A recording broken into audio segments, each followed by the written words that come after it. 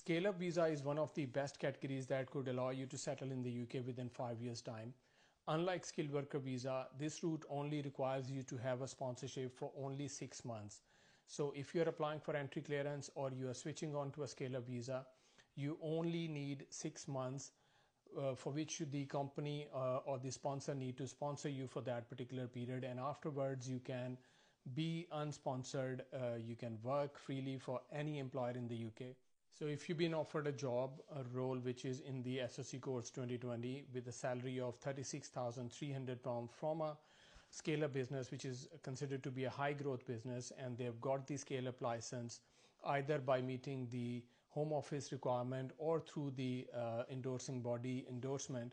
So either way, they can, if they can get a license as a scale-up sponsor, they can sponsor you for initial period of 2 years, but you only need to work for 6 months, and afterwards you are free to work for any other employer. So during that 6 months period, the gross average income has to be calculated by the home office when you submit a new application as an unsponsored scale-up worker.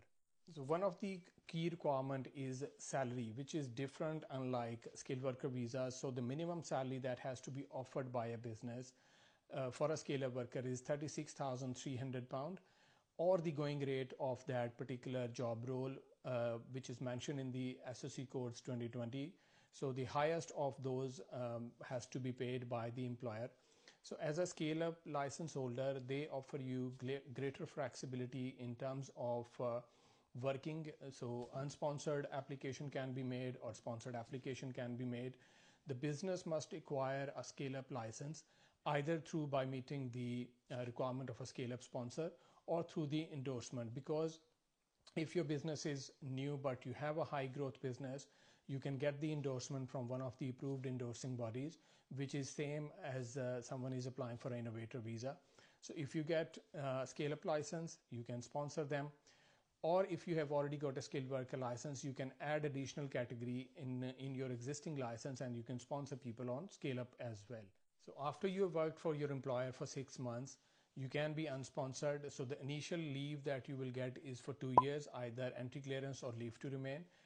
After you've spent 6 months with your current employer, you can work on an unsponsored route, provided that you meet the salary requirement, which they will check with the HMRC PAYE system.